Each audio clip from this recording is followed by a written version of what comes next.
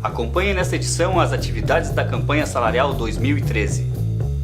Denúncia: a Roseira Puro Grão não cumpre com o dissídio coletivo da categoria. Direitos Humanos: o diretor do sindicato participa da audiência sobre a ditadura militar em Porto Alegre. Veja também: mostra itinerante no IFSul retrata a resistência e herança no período do golpe militar de 64. Assista ao documentário sobre os anos de chumbo no Brasil. No quadro cultural, acompanhe a entrevista com o violinista Paulo Alfrino. Essas e outras informações você confere hoje no programa Nossa Luta.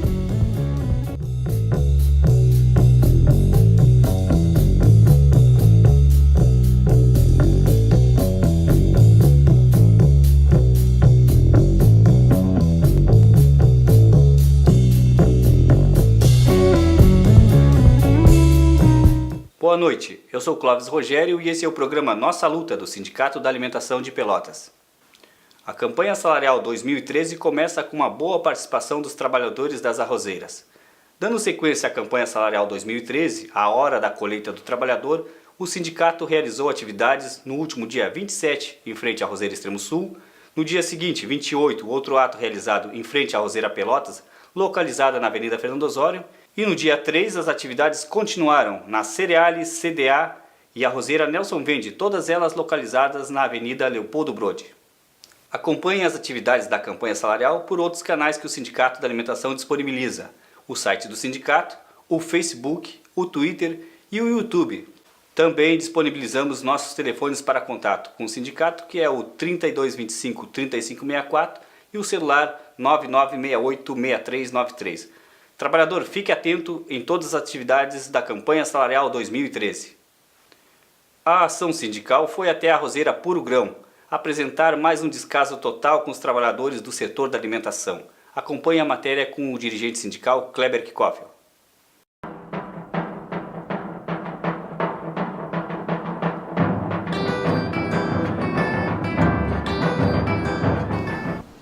A ação sindical dessa semana está em frente à Arrozeira Puro Grão, localizada no Distrito Industrial. O que ocorre nesta empresa? A falta de pagamento das horas extras. Esta empresa não dá folga no meio de semana e os domingos está pagando a 50%, sendo que o dissídio é bem claro, tem que ser 190% quando não há folga no meio de semana. Esta empresa não deixa os trabalhadores bater o cartão ao domingo e nem ao sábado, e nem quando excede a jornada. Portanto, isso é um descumprimento da CLT. Toda hora extra tem que ser batida no cartão. A hora extra fora do cartão não conta para o FGTS, a aposentadoria, rescisão, não conta em nada. Essa empresa já foi comunicada pelo sindicato do que estava havendo, mas até agora não tomou nenhuma solução. Esta é mais uma denúncia da ação sindical.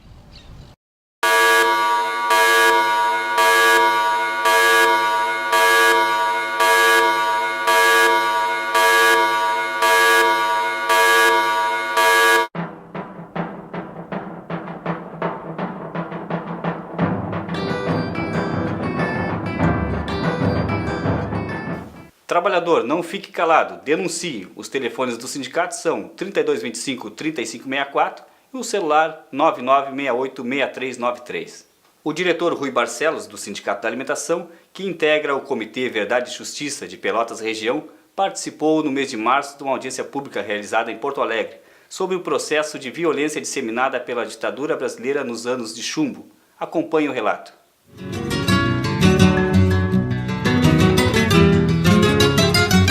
A Comissão Nacional da Verdade foi criada em maio do ano passado e ela tem o período até maio de 2014 do ano que vem.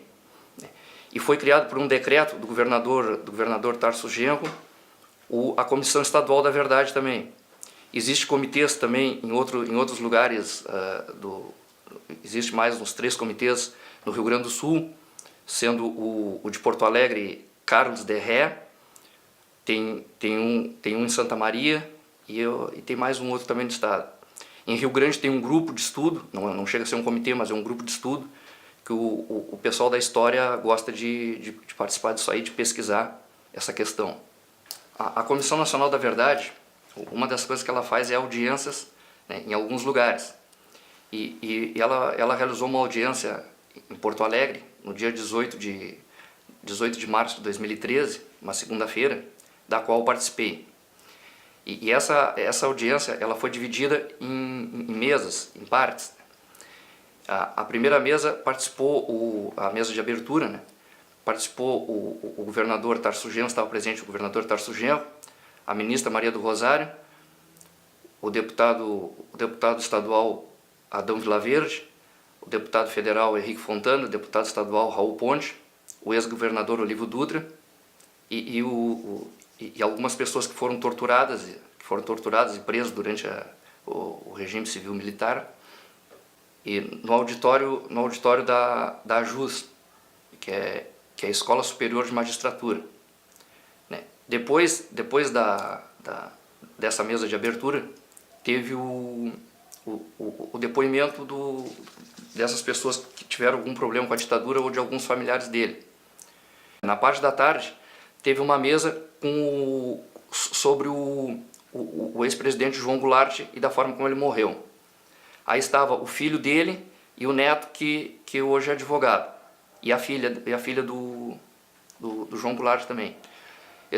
Participou da mesa, uma última mesa foi composta pelo Henrique Padrós, que é um professor de História da URGS, e ele pesquisa, ele é o mais entendido no Estado sobre ditaduras em geral, a ditadura do Cone Sul e principalmente a do Brasil, e os casos de tortura e tal. E participou também a Lília Celiberti, que na época, no final da ditadura, ela vivia com um companheiro, o Universindo Dias. E nessa mesa também tinha o presidente de uma ONG de direitos humanos. Tá. Foi tratado também a questão da Operação Condor, né, inclusive nessa mesa, que era esses países que tiveram ditadura no Cone Sul, né, Brasil, Uruguai, Argentina e Chile, Paraguai, eles trocavam presos políticos.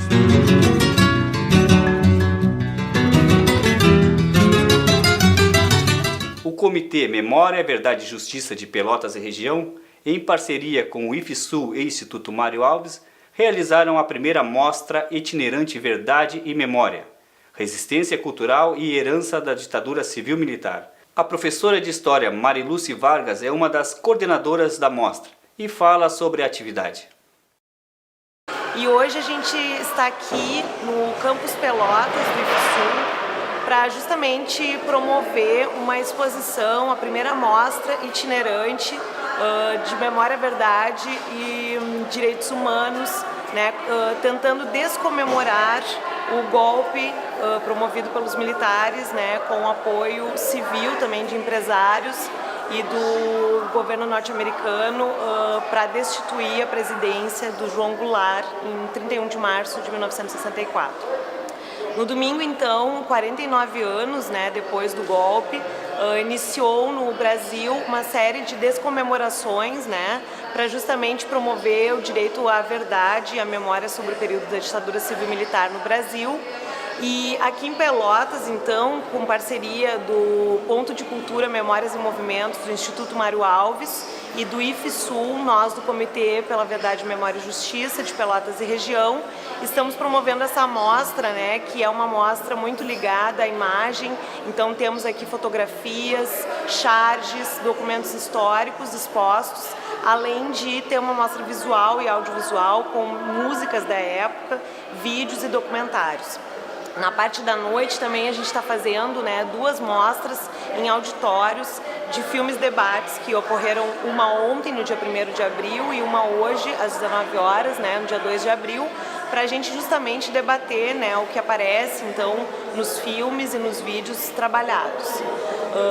A ideia então, né, é trabalhar com a sociabilização da memória, a socialização da memória, né, de forma que estudantes do ensino médio, de forma que os professores dessa instituição e também os funcionários, os técnicos administrativos participem, né, desse debate uma vez que esse debate está muito presente.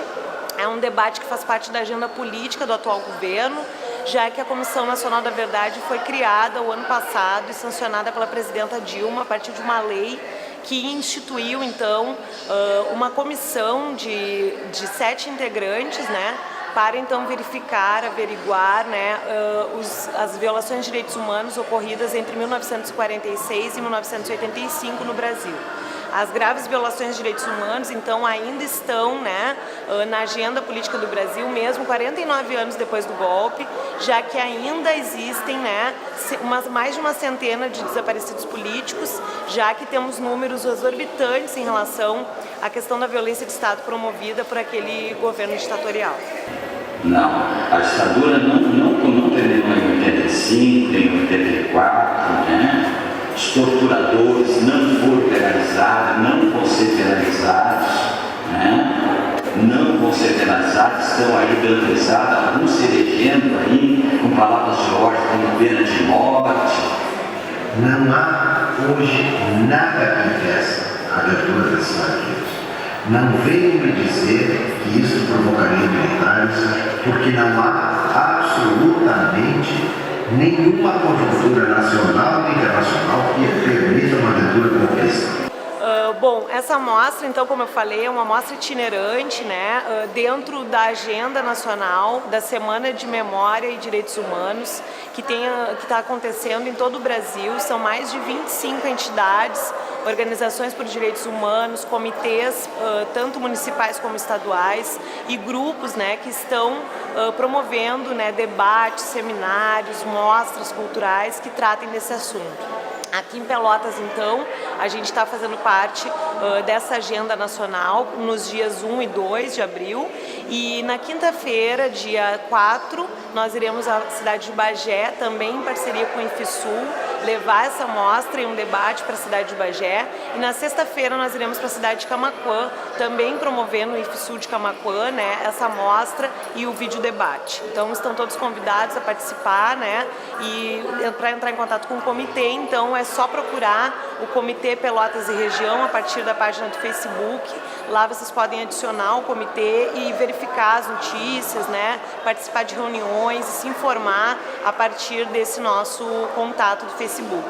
O Instituto Mário Alves também é um grande parceiro, e vocês também podem procurar, né, o IMA, que fica na Andrade Neves e próximo à Beneficência Portuguesa, que também é um espaço que promove, né, a educação a partir de vídeos, a partir de livros, que promovem então todo o direito à memória e à verdade.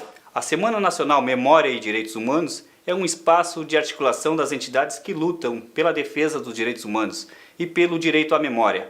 O Sindicato da Alimentação de Pelotas apoia este movimento. O documentário O Regime Militar, narrado pelo historiador Boris Fausto, fala sobre como se instaurou o regime civil-militar no Brasil. Assista com a gente.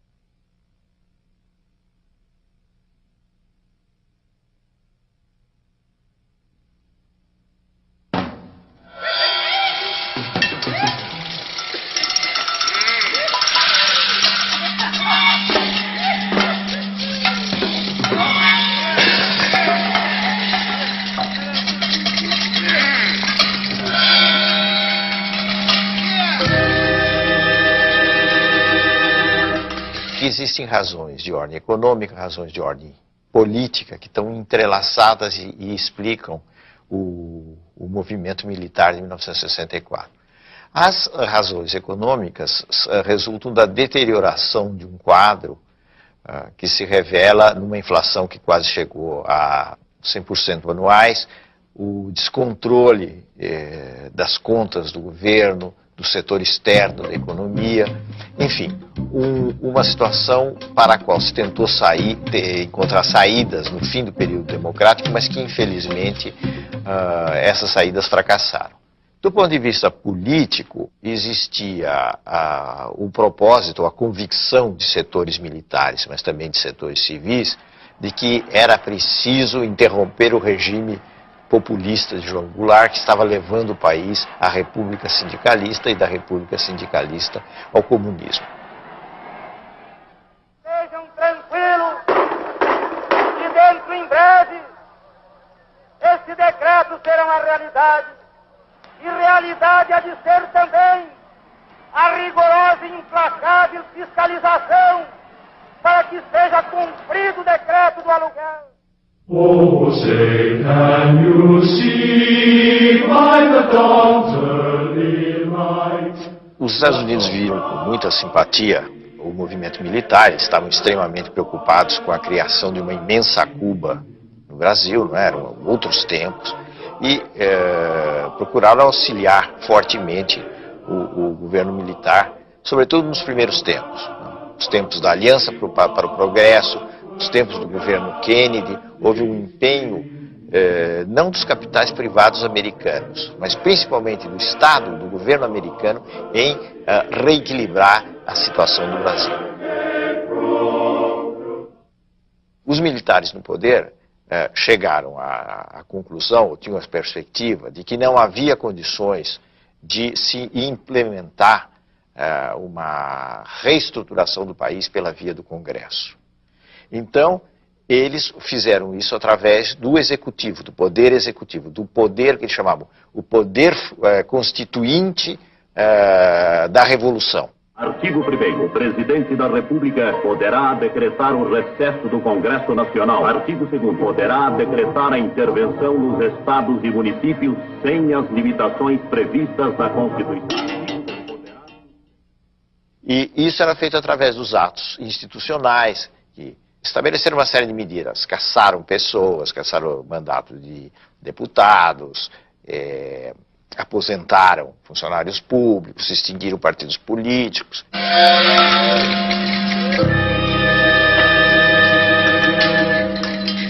Esses atos nasciam da autoridade do general-presidente Castelo Branco. O das tradições e princípios morais e políticos que refletem a alma brasileira.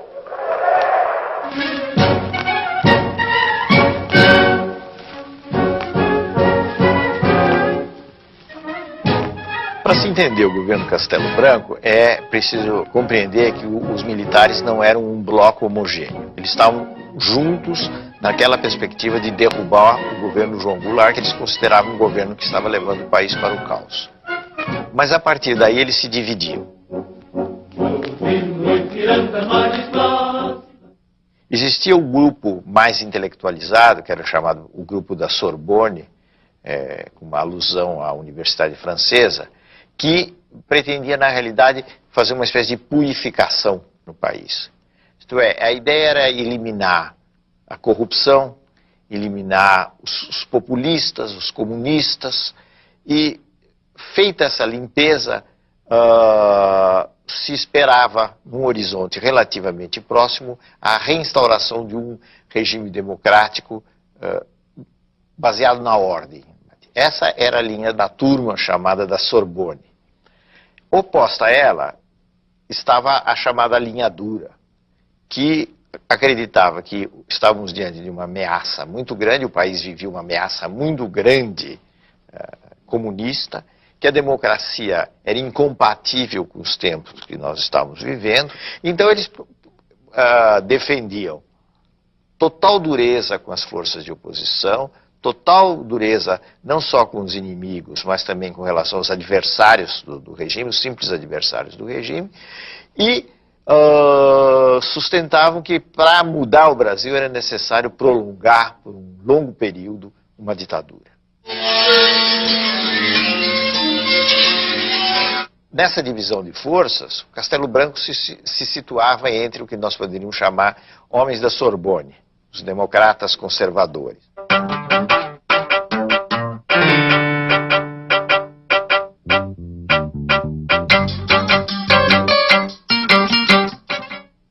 Houve uma pressão muito grande da linha dura sobre o Castelo Branco, no sentido de que era preciso reformular esse sistema partidário, que não era possível manter aqueles partidos existentes, porque senão a revolução, apesar dos atos institucionais, etc., começaria a perder força,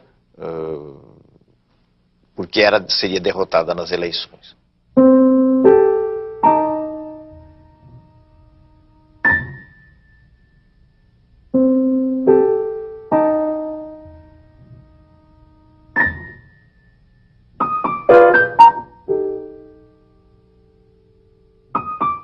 E daí surgiu o AI-2, o Ato Institucional número 2, que extinguiu os partidos políticos, e uma legislação a partir do AI-2 que limitou, dificultou, melhor dizendo, as possibilidades de formação dos partidos políticos. Isso resultou no chamado bipartidarismo, quer dizer, a existência de dois partidos, a Arena de um lado, que era o partido do governo, e o MDB, que era o partido da oposição consentida.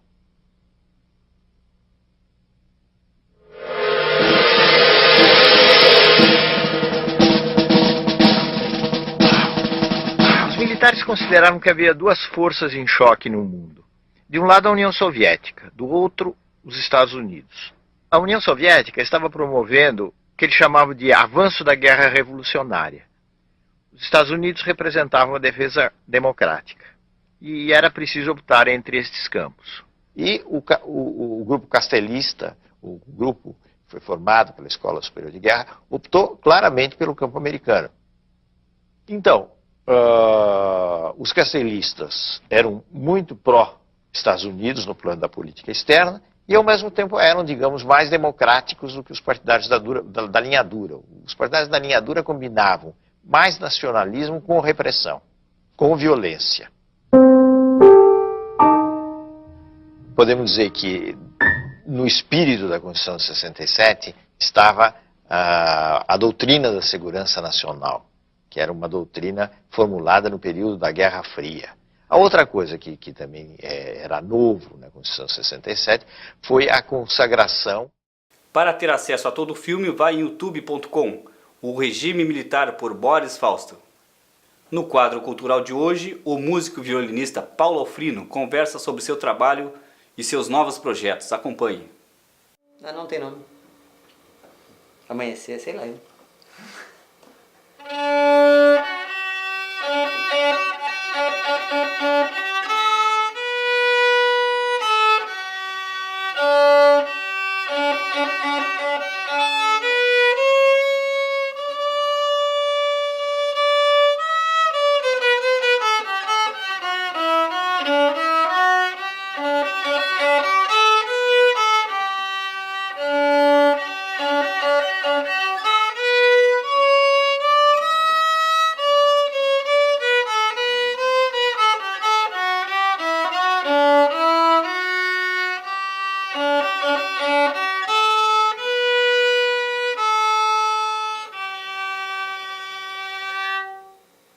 O convidado de hoje é o violinista Paulo Alfrino. Paulo, seja muito bem-vindo ao quadro cultural. Para começar a falar da tua obra artística, temos que falar sobre artes marciais, desenho, violino, literatura. Como que é o teu envolvimento, como tu te relaciona com essas diversas manifestações artísticas que tu está envolvido? Então, eu tenho uma certa disciplina com isso. Eu tenho, por exemplo, eu estou estudando atualmente, porque como eu trabalho com artes marciais, eu acabo lidando muito com a questão de anatomia. Aí, como eu estou fazendo um trabalho de desenho em cima da anatomia, eu fico estudando fotos, fico estudando livros, materiais assim, para pegar uma precisão maior no desenho. Então, na verdade, eu estou desenhando e, ao mesmo tempo, serve para as artes marciais. Mas eu tenho um material de estudo que é do ninjutsu, eu tenho um material de estudo que é do violino, eu tenho um material de estudo que é agora do piano, eu tenho um material de estudo de cada uma das coisas que eu tô porque senão eu deixo. Já me aconteceu de deixar como o violino anos praticamente sem tocar, o desenho sem fazer, os quadrinhos muito tempo sem fazer, muito tempo sem fazer. Aí eu comecei com a rotina mesmo há uns 5 anos, que eu disse assim, não, agora eu vou começar a fazer a coisa, porque eu comecei a escrever em 94, Eu comecei a tocar, não, eu comecei a escrever em 93. Em 94 eu comecei a tocar. E quando eu era criança eu comecei a desenhar. Então é muito difícil manter isso aí com uma constância para tu ir aperfeiçoando ao mesmo tempo. Então eu tenho um sistema de controle, tipo assim, agora isso aí tal coisa, tá, aí o que eu vou fazer? Eu vou, em vez de descansar ou assistir um filme, às vezes agora eu vou tocar o violino. Tipo, às vezes eu canso de estar fazendo alguma coisa, não, eu vou me exercitar um pouquinho, praticar uma postura, alguma coisa assim, né? E todas essas artes, pra ti, como que elas chegam? Porque é uma diversidade grande, tem Sim. a dança também, tem essa questão de outros instrumentos musicais. Como que isso chega pra ti? Tu sempre foi muito curioso. Como que é a criação, por exemplo? Ela tem muito suor, ela tem muito estudo, ou pra ti ela surge também como algo mais natural e tu acaba desenvolvendo? Quando eu comecei a estudar o violino, na época eu estudei por um método chamado método Suzuki, que é um método para crianças. Então, o Suzuki, que é o criador desse método, ele dizia assim, que primeiro a gente aprende a falar, a ouvir, para depois aprender a escrever e a ler. Então, tu pode aprender a tocar um instrumento sem necessariamente saber uma partitura, alguma coisa assim. Então, isso estimula muito a sensibilidade auditiva. Então hoje em dia a pessoa começa a tocar, tipo, eu não sei se a pessoa está tocando em sol ou alguma coisa assim, mas quando eu coloco o dedo ali no violino e toco bem de levezinho na corda, eu já sei, isso aí que ele está tocando é uma nota igual a essa aqui, que aqui é um sol. Então eu consigo fazer essa... Mas eu ouço muita música, acompanho muita música em casa, eu estudei vários métodos de violino. Eu tive 2 anos e meio de estudo com a minha primeira professora. Eu tive meio ano na faculdade, que aí foi quando eu parei com o violino, que aí eu disse, não, agora não rola mais, né? Não estou num clima de tocar. Aí fiquei uns 10 anos e aí uma amiga me convidou para voltar para a faculdade e para fazer uma prova para entrar na orquestra, né? Na orquestra sinfônica, né? Na filarmônica, né? De música pela música. Aí eu voltei. Só que quando eu voltei com o violino, aí eu voltei com outras coisas. Aí eu comecei a escrever. E como escrever é uma coisa que eu me cobro mais, tipo assim, quase todos os dias eu publico alguma coisa, tipo, quase todas as semanas eu publico alguma coisa. Às vezes tem dias que eu faço 2, 3, 4 textos, ou às vezes faço um vídeo, ou às vezes faço alguma música, ou às vezes faço alguma... Então eu sempre estou buscando não deixar... Então, por exemplo, eu estou querendo fazer mais quadrinhos, que eu faço quadrinhos, só que aí eu tenho que planejar os quadrinhos, eu tenho que pensar nos assuntos, eu tenho que pensar nos argumentos, eu tenho que pensar se vai ser uma história inteira, se vai ser com tirinhas. Então tudo a gente tem que... Não tem nenhuma coisa que eu tenha desenvolvido até hoje em termos artísticos que eu não tenha suado bastante para... Essa aqui eu escrevi para o pai. Aliás, para o pai não, eu escrevi uma peça de teatro que era sobre uma relação entre pai e filho. E aí quando eu escrevi ela, eu escrevi dentro das emoções que eu tinha em relação ao meu pai. Então na época eu não tocava violino, na época eu estava tocando viola, que é mais grave um pouco, então até tinha mais essa coisa da voz masculina, né?